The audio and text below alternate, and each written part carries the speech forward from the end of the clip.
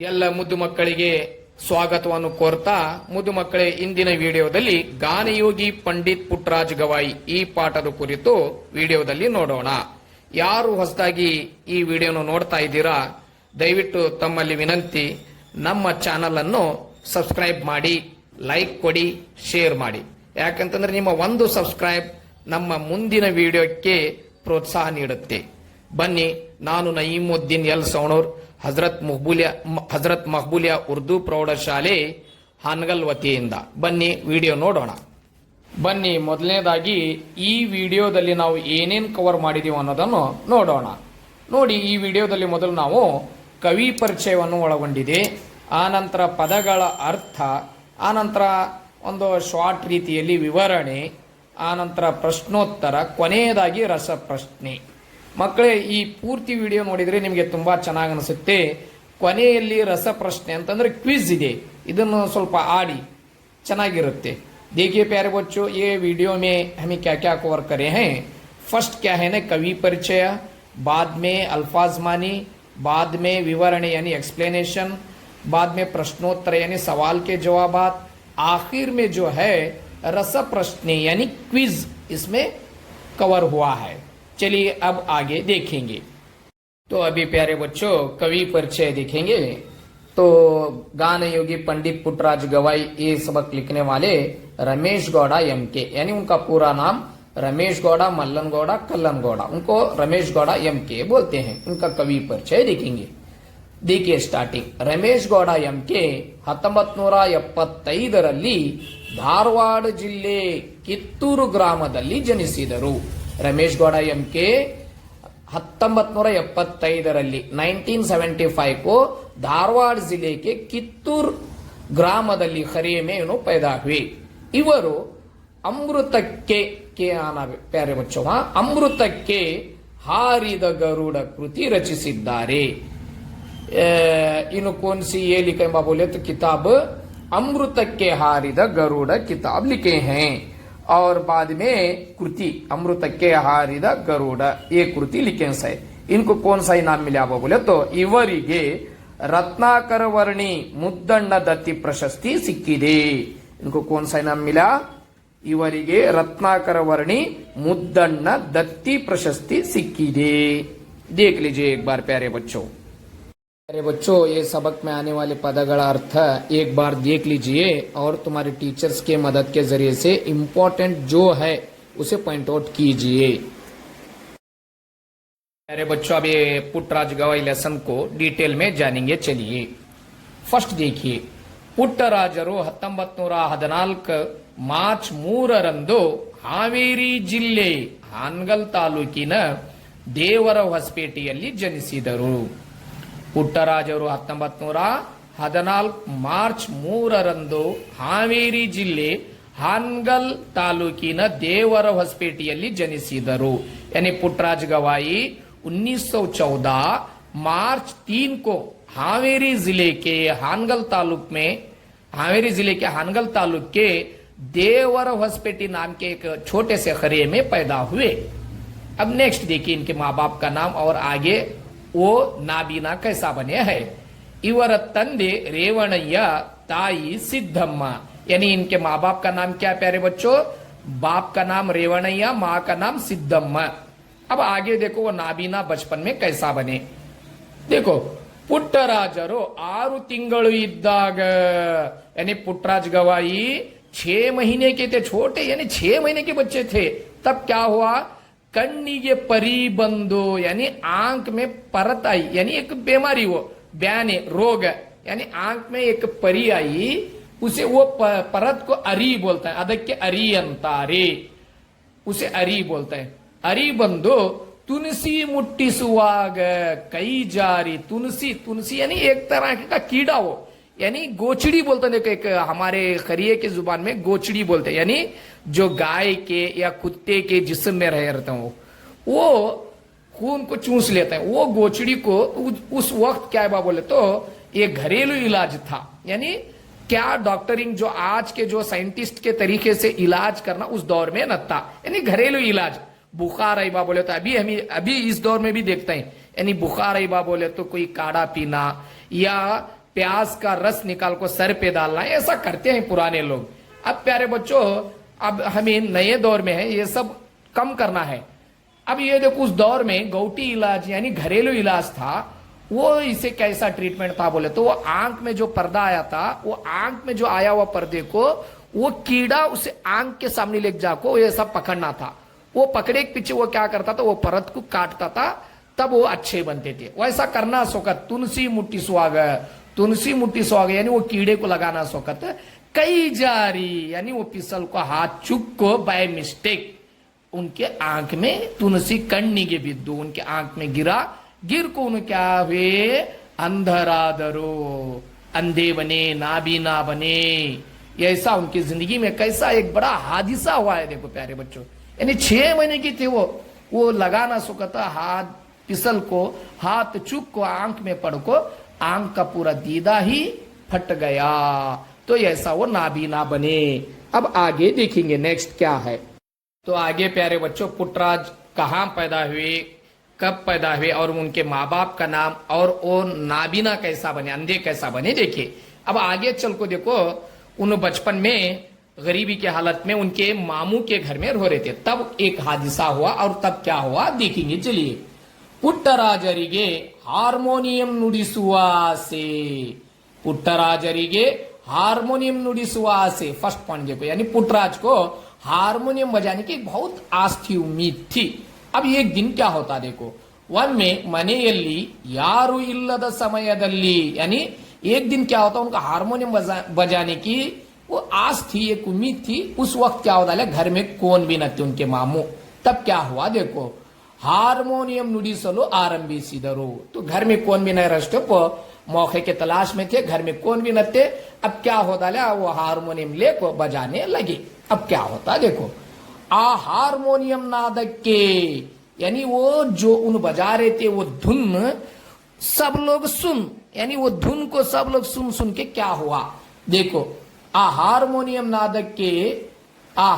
ನಾದಕ್ಕೆ ಮನೆಯಲ್ಲಿ ಎಲ್ಲ ಜನರು ಬಂದು ಕುಳಿತರು। यानी वो जैसा उन्हें बजा रहे थे, छोटा सा बच्चा हारमोनियम बजाना, वो कोयल की जैसा छोटा सा कोयल का बच्चा गा रहा है कि प्यारे अंदाज में गाना बजाना, अपनी ही धुन में, अपने ही मस्त मगन में पूरी दुनिया को भूलते हुए वो बजा रहे थे।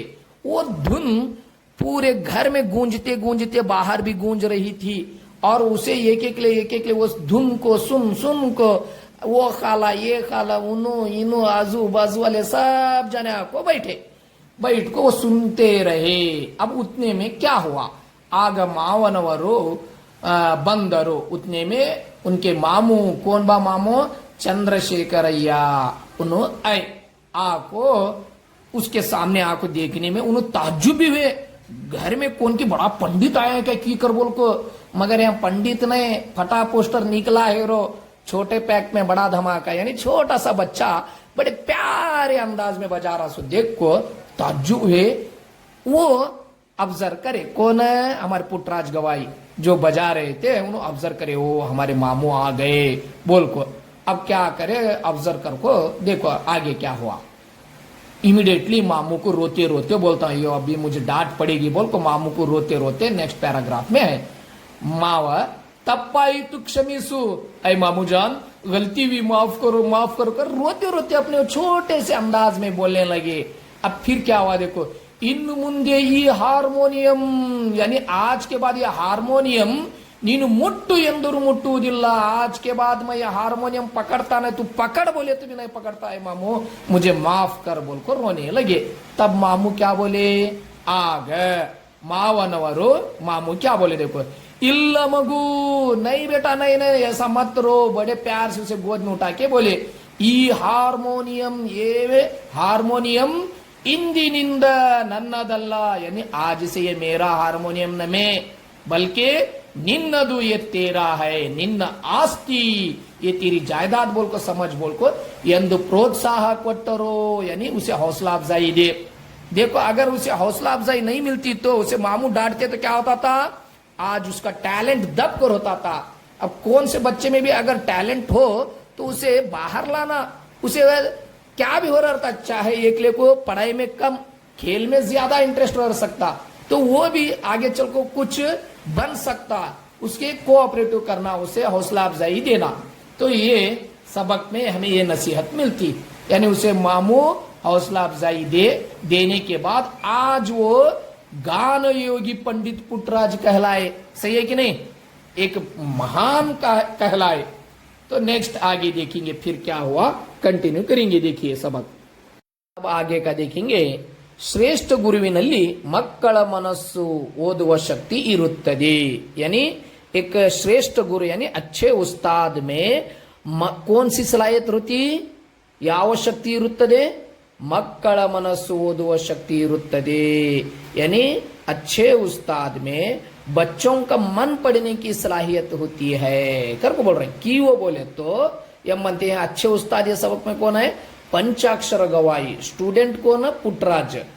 तो इन्हों इसके मुताबिक पुट्टराज के मन को पढ़ को क्या समझे, इसमें हमारे वह स्टूडेंट में पुट्टराज में संगीत की मालूमात है, संगीत की नॉलेज है, तालीम है।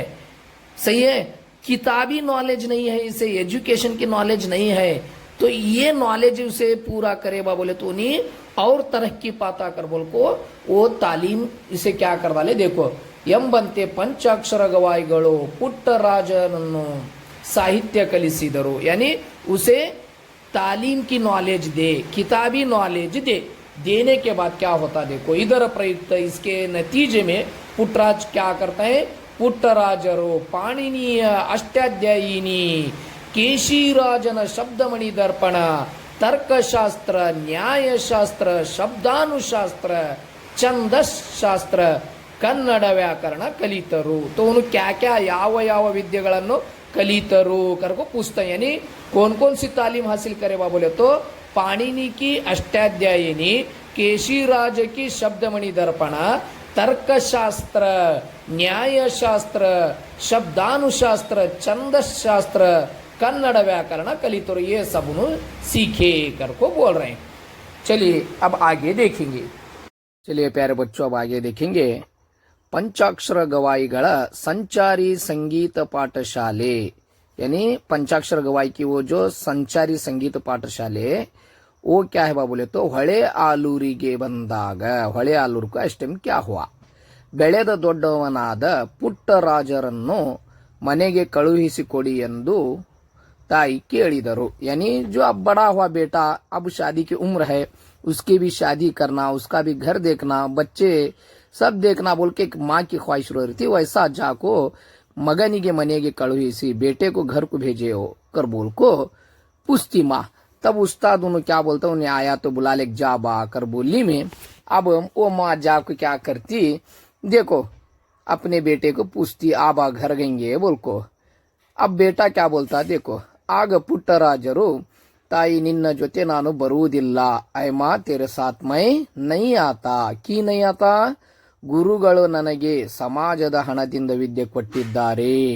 यानी उस्ताद मुझे समाज यानी कौम की पैसों से इमदाद से मुझे तालीम दिए हैं। समाजದ ಋಣ ನನ್ನ ಮೇಲಿದೆ, समाज का ऋण, समाज का खर्च मेरे ऊपर है, वो चुकाए बिना तेरे साथ मैं ಅದನ್ನು ತೀರಿಸದೆ ನಿನ್ನ ಜೊತೆ ಹೇಗೆ ಬರಲಿ, वो चुकाए बिना तेरे साथ मैं कैसा आंदे करको बोली। तब माँ ಆಗ ತಾಯಿ ಸಿದ್ದಮ್ಮ, ಮಗು ನಿನ್ನಂತಹ पुत्र रत्नवंदನ್ನು ಪಡೆದ ಭಾಗ ನನ್ನದಾಗಲಿ। यानी ऐ बेटे मेरी ये नसीब है कि एक हीरे के मोती के रूप में मैंने एक बेटे को जन्म दिया है, ये मेरी खुशी की बात है। ನಿನಗೆ ಸಮಾಜಕ್ಕೆ ನಾನು ಅರ್ಪಿಸುವೆ, यानी मैं तुझे समाज को सौंपती हूँ। ಗುರುಗಳ ಸೇವೆ ಮಾಡುತ್ತಾ ಇರು, ಉಸ್ತಾದ್ की खिदमत कर लेता तो रो बोल को ಎಂದು आशीर्वाद ಮಾಡಿ ಮನೆಗೆ ಬಂದರು। घर को आई। देखो एक बेहतरीन माँ कैसा सोचती, अगर ये आजकल की माँ होती तो कहाँ का लगे गएंगे घर को कहती थी। और बच्चा भी कैसा होता था, बेटा भी आजकल के बच्चे भी कैसे हैं, सिर्फ एक बार बुलाए तो खत्म, चलो कर बोल आ डालता है। तो मगर ये बेटा भी वैसा न था और माँ भी वैसी न थी, तो इसीलिए वो आगे चल को इतना बड़ा महान बना। प्यारे बच्चों आखिर में प्यारे बच्चों पुट्टराज गवाई जो उन्होंने डालते थे उस लिबास, खादी लिबास, वो क्यों डालने लगे बा बोले तो उनके उस्ताद जो है यानी पंचाक्षर गवाई जो है क्या ही को फॉलो करते थे, गांधी जी के हर एक उसूल को फॉलो करते थे। फॉलो करने में अब इसीलिए उस वक्त एक स्ट्राइक चला, एक आंदोलन चला, स्वदेशी आंदोलन बोलते हैं। उसके सपोर्ट करने के लिए उनके उस्ताद कौन से लिबास डाले? खादी लिबास डाले, यानी गांधी जी जो बोले वो लिबास इन्हों भी पहने उनके उस्ताद, खादी बट्टे, वो कपड़ा पहनने को शुरू करे। तो इन्हों भी उस्ताद को फॉलो करने वाले तो इन्हों भी उस्ताद वो कपड़े डाल रहे मैं बोल रहे तो इन्हों भी वही लिबास डालना पसंद करे। तो वही इसमें है। ಪುಟ್ಟರಾಜರು ಸ್ವದೇಶಿ आंदोलनಕ್ಕೆ ಕೈ जोड़िसಲು, यानी पुट्टराज गवाई स्वदेशी आंदोलन को सपोर्ट करने के लिए, यानी स्वदेशी आंदोलन बोले तो स्व यानी अपने ही देश में जो पाए हुए चीजों को इस्तेमाल करना। यानी अंग्रेज क्या करते थे, उनके मुल्क के चीजों को लेकर के यहाँ बेचते थे, वो नहीं करना बा बोल को, वो नहीं इस्तेमाल करना बा बोल को, अपने ही मुल्क की चीजों को इस्तेमाल करना बा बोल को उसे सपोर्ट करने के लिए खादी बट्टे तोड़ಲು निर्धरिಸಿದರು। खादी लिबास यानी खादी कपड़ा पहनने के लिए उन्होंने शुरू करे। और आखिर में देखो, इवर त्रिभाषा यानी 3 लैंग्वेज में महारत हासिल करने वाले त्रिभाषा कवि इन्हों कहलाए। कौन कौन सी? कन्नड़, हिंदी, संस्कृत। 3 लैंग्वेज में महारत हासिल करने वाले को त्रिभाषा कवि बोलते हैं। इन्हों एक नहीं, 2 नहीं, बल्कि 3 लैंग्वेज में अंधे रहने के बावजूद भी, नाबीना होने के बावजूद भी 3 लैंग्वेज में बड़े बड़े किताबें लिखे हैं, 75 से भी ज्यादा किताबें लिखे हैं, और वो लैंग्वेज में महारत हासिल करे। आखिर में इವರು 17/9/2010 ರಂದು ಇಹಲೋಕ ತ್ಯಜಿಸಿದರು। यानी 17 तारीख सितंबर महीना 2010 को वो क्या हो दले इंतकाल हो गए, मरण ಹೊಂದಿದರು, ಇಹಲೋಕ ತ್ಯಜಿಸಿದರು। यहाँ को प्यारे बच्चों ये सबक खत्म हुआ। अस्सलामु अलैकुम। ಒಂದು ವಾಕ್ಯದಲ್ಲಿ ಉತ್ತರ ಬರೆಯೋದು ಹೇಗೆ ನೋಡೋಣ ಬನ್ನಿ। ಮೊದಲನೇ ಪ್ರಶ್ನೆ, ಪುಟ್ಟರಾಜರ ತಂದೆ ತಾಯಿಯ ಹೆಸರೇನು? ಉತ್ತರ, ತಂದೆ ರೇವಣಯ್ಯ, ತಾಯಿ ಸಿದ್ದಮ್ಮ। ಎರಡನೇ ಪ್ರಶ್ನೆ, ಶ್ರೇಷ್ಠ ಗುರುವಿನಲ್ಲಿ ಎಂತಹ ಶಕ್ತಿ ಇರುತ್ತದೆ? ಉತ್ತರ, ಮಕ್ಕಳ ಮನಸ್ಸು ಓದುವ ಶಕ್ತಿ। ಮೂರನೇ ಪ್ರಶ್ನೆ, ತಾಯಿ ಸಿದ್ದಮ್ಮ ಪಂಚಾಕ್ಷರ ಗವಾಯಿಗಳಲ್ಲಿ ಏನೆಂದು ಬೇಡಿಕೊಂಡಳು? ಉತ್ತರ, ಮಗನಿಗೆ ಮನೆಗೆ ಕಳುಹಿಸಿ ಎಂದು ಬೇಡಿಕೊಂಡಳು। ನಾಲ್ಕನೇ ಪ್ರಶ್ನೆ, ಪುಟ್ಟರಾಜರು ಯಾವ ಯಾವ ಭಾಷೆಗಳಲ್ಲಿ ಪಾಂಡಿತ್ಯ ಗಳಿಸಿದ್ದರು? ಉತ್ತರ, ಕನ್ನಡ, ಹಿಂದಿ, ಸಂಸ್ಕೃತ। ಐದನೇ ಪ್ರಶ್ನೆ, ಪುಟ್ಟರಾಜರು ಖಾದಿ ಬಟ್ಟೆ ತೊಡಲು ನಿರ್ಧರಿಸಿದ್ದು ಏಕೆ? ಉತ್ತರ, ಸ್ವದೇಶಿ ಆಂದೋಲನಕ್ಕೆ ಕೈ ಜೋಡಿಸಲು। 2-3 ವಾಕ್ಯದ ಪ್ರಶ್ನೆಗಳ ಉತ್ತರ ನೋಡೋಣ ಬನ್ನಿ। 2-3 ವಾಕ್ಯದ ಮೊದಲನೇ ಪ್ರಶ್ನೆ, ಬಾಲಕ ಪುಟ್ಟಯ್ಯ ಕಣ್ಣುಗಳನ್ನು ಕಳೆದುಕೊಂಡದ್ದು ಹೇಗೆ? ಉತ್ತರ, ಪುಟ್ಟರಾಜರು 6 ತಿಂಗಳು ಇದ್ದಾಗ ಕಣ್ಣಿಗೆ ಅರಿ ಬಂದು ತುಳಸಿ ಮುಟ್ಟಿಸುವಾಗ ಕೈ ಜಾರಿ ತುಳಸಿ ಕಣ್ಣಿಗೆ ಬಿದ್ದು ಕುರುಡರಾದರು। यानी पुट्टराज गवाई कैसा नाबीना बने, आंख कैसा गवा ले, उसका जवाब है ये। दूसरा सवाल, ಬಾಲಕ ಪುಟ್ಟಯ್ಯ ಪಂಚಾಕ್ಷರ ಗವಾಯಿಗಳ ಶಿಷ್ಯನಾದದ್ದು ಹೇಗೆ? ಉತ್ತರ, ಪಂಚಾಕ್ಷರ ಗವಾಯಿಗಳ ಸಂಚಾರಿ ಸಂಗೀತ ಪಾಠಶಾಲೆ ಗವಿಮಠಕ್ಕೆ ಬಂದಾಗ ಅಲ್ಲಿಗೆ ಮಾವನವರೊಂದಿಗೆ ಹೋಗಿ ಪುಟ್ಟರಾಜರು ಶಿಷ್ಯರಾದರು। यानी पुट्टराज पंचाक्षर गवाई के शागिर्द कैसा बने, उसका जवाब है। तीसरा सवाल, ತಾಯಿ ಸಿದ್ದಮ್ಮ ಪುಟ್ಟರಾಜನನ್ನು ಏನೆಂದು ಆಶೀರ್ವದಿಸಿದಳು? ಉತ್ತರ, ನಿನ್ನಂತಹ ಪುತ್ರ ರತ್ನವನ್ನು ಹೆತ್ತ ಭಾಗ್ಯ ನನ್ನದಾಗಲಿ, ನೀನು ನನ್ನ ಜೊತೆ ಬರುವುದು ಬೇಡ, ನಿನಗೆ ನಾನು ಸಮಾಜಕ್ಕೆ अर्पिಸಿದ್ದೇನೆ। यानी माँ पुट्टराज को क्या दुआ दी, उसका जवाब ऐसा लिखे तो काफ़ी आंसर मिलेगा, मार्क्स मिलेगा प्यारे बच्चों। 4वां सवाल, विशेष चेतनರಿಗೆ ನೀವು ಹೇಗೆ धैर्य तुम्बिविरी? ये अप्लाइंग क्वेश्चन है, ये आपके मुताबिक कैसा भी आंसर लिखे तो चलता, ये मेरे मुताबिक कैसा है, यानी अपाइज लोगों को कैसा हौसला अफजाई देंगे। ನಿಮ್ಮಲ್ಲಿ ವಿಶೇಷ ಶಕ್ತಿ ಇದೆ, ನೀವು ಧೈರ್ಯದಿಂದ ಮುಂದೆ ಬನ್ನಿ, ನೀವು ಕೂಡ ವಿಶೇಷ ಸಾಧನೆಯನ್ನು ಮಾಡುತ್ತೀರಿ। यानी अपाइज, यानी कोई अपाइज हैं उनको हमें ऐसा हौसला अफजाई देते हैं।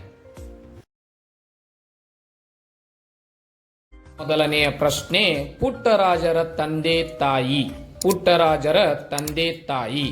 Option A Revanayya Siddamma, option B Raju Geeta, option C Salman Madhuri, option D Ram Geeta. ವೇಳೆ ಪ್ರಾರಂಭ. ಯಸ್ ಮಕ್ಕಳೇ, ಸರಿಯಾದ ಉತ್ತರ ಆಪ್ಷನ್ ಎ ರೇವಣಯ್ಯ ಸಿದ್ದಮ್ಮ. ಎರಡನೇ ಪ್ರಶ್ನೆ, ಪುಟ್ಟರಾಜರು ಯಾವಾಗ ಜನಿಸಿದರು? Option A 1814 March 3, option B 1814 June 3, option C 1914 June 3, option D 1914 March 3. ವೇಳೆ ಪ್ರಾರಂಭ.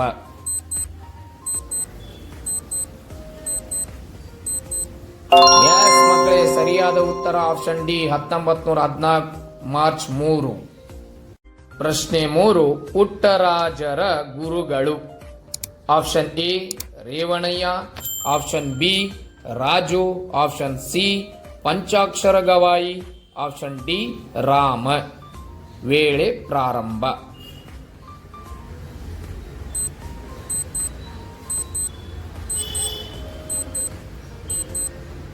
ಎಸ್ ಮಕ್ಕಳೇ, ಸರಿಯಾದ ಉತ್ತರ option C Panchakshara Gavai.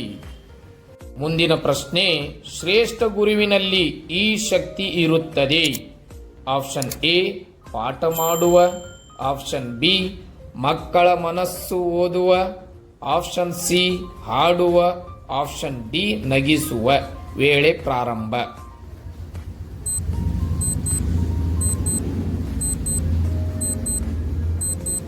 Yes ಮಕ್ಕಳೇ, ಸರಿಯಾದ ಉತ್ತರ ಆಪ್ಷನ್ ಬಿ ಮಕ್ಕಳ ಮನಸ್ಸು ಓದುವ ಶಕ್ತಿ ಇರುತ್ತದೆ. ಮುಂದಿನ ಪ್ರಶ್ನೆ, ತಾಯಿ ಸಿದ್ದಮ್ಮ ಏನು ಬೇಡಿಕೊಂಡಳು? ಎ ಪಾಠ ಮಾಡಿ, ಆಪ್ಷನ್ ಬಿ ಮಗನಿಗೆ ಮನೆಗೆ ಕಳುಹಿಸಿ, ಆಪ್ಷನ್ ಸಿ ಹಾಡು ಕಲಿಸಿ, ಆಪ್ಷನ್ ಡಿ ನಗಿಸುವ.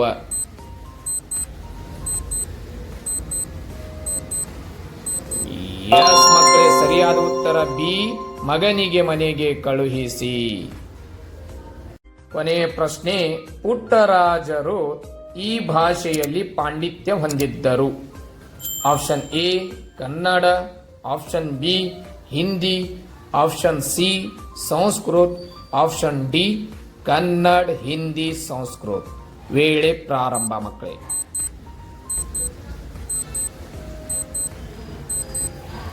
ಎಸ್, ಸರಿಯಾದ ಉತ್ತರ ಆಪ್ಷನ್ ಡಿ ಕನ್ನಡ ಹಿಂದಿ ಸಂಸ್ಕೃತ್.